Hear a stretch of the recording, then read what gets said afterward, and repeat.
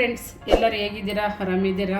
ನಾನೊಂದು ಸಂಜೆ ಟೀ ಟೈಮ್ಗೆ ಒಂದು ಸ್ನ್ಯಾಕ್ ಮಾಡಿ ತೋರಿಸ್ತಾ ಇದ್ದೇನೆ. ಚಿರೋಟಿ ರವೆದು. ಅದಕ್ಕೆ ಬೇಕಾಗುವ ಸಾಮಗ್ರಿಗಳು: ಚಿರೋಟಿ ರವೆ, ಸ್ವಲ್ಪ ಮೈದಾ, ಒಂದು 2 ಸ್ಪೂನು, ಒಂದು ಮನೆಯಲ್ಲಿ ಬಾಳೆಹಣ್ಣು ಪೂಜೆಗೋಸ್ಕರ ತಂದಿದ್ದು ಉಳಿದಿರುತ್ತಲ್ಲ, ಅದರಿಂದ ಸ್ವಲ್ಪ ಮಾಗಿರಬೇಕು. ಅದರಿಂದ ಒಂದು 4 ಬಾಳೆಹಣ್ಣು, ರುಚಿಗೆ ತಕ್ಕಷ್ಟು ಉಪ್ಪು, ಒಂದು ಖಾರಕ್ಕೆ ತಕ್ಕಷ್ಟು ಒಂದು ಸ್ವಲ್ಪ ಹಸಿಮೆಣಸು, ಆಮೇಲೆ ಕರಿಬೇವಿನ ಸೊಪ್ಪು ಬೇಕಾದರೆ ಹಾಕೋಣದಷ್ಟೇ. ಇದು ಮಾಡೋದನ್ನು ತೋರಿಸ್ತೇನೆ. ಚಿರೋಟಿ ರವೆ, ಮೈದಾ ಒಂದು 2 ಸ್ಪೂನ್ ಹಾಕ್ಕೊಂಡಿದ್ದೀನಿ ಕ್ರಿಸ್ಪಿ ಬರಲಿ ಅಂತನ. ಒಂದು 4 ಬಾಳೆಹಣ್ಣು ಸ್ಮ್ಯಾಕ್ ಮಾಡ್ಕೋಬೇಕು ನೀವು ಇದರಲ್ಲಿ ಹಾಕ್ಕೊಂಡು ಚೆನ್ನಾಗಿ. ಸ್ವಲ್ಪ ಹಸಿಮೆಣಸು, ರುಚಿಗೆ ತಕ್ಕಷ್ಟು ಉಪ್ಪು ನೋಡ್ಕೊಂಡು ಹಾಕೊಳ್ಳಿ.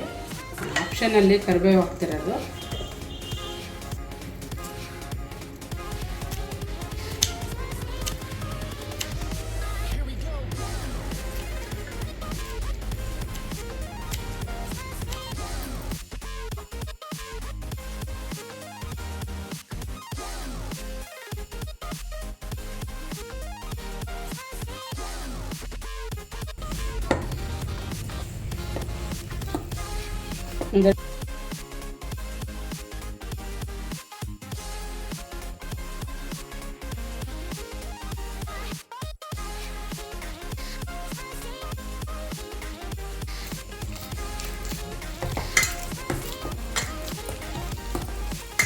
ಎರಡೇ ನಿಮಿಷ ನೆನೆ ಇಟ್ಬಿಟ್ಟು ಮಾಡೋದನ್ನು ಕೊಂಡು ಹಾಕೋದನ್ನು ತೋರಿಸ್ತೇನೆ.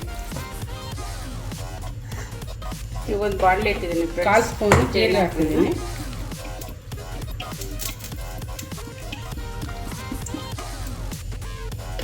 ಇದು ಕಾಯಿಲೆ ಎಣ್ಣೆ ಕಾದಿದೆ. ಈ ಥರ ಉಂಡೆ ಮಾಡ್ಕೊಂಡು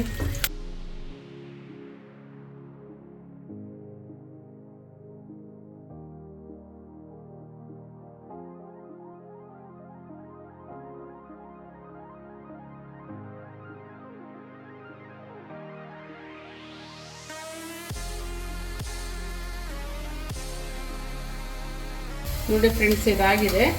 ಇದು ತೆಗಿತಾ ಇದ್ದೀನಿ. ಬ್ರೌನ್ ಕಲರ್ ಬಂದಿದೆ. ಸಾಕೀಗ ಗ್ಯಾಸ್ ಆಫ್ ಮಾಡ್ಕೊಂಡು ತಗೊಳ್ರಿ. ಟೀ ಜೊತೆಗೆ ತುಂಬಾ ಚೆನ್ನಾಗಿರುತ್ತೆ ಈ ಒಂದು ಸ್ನ್ಯಾಕ್ಸು.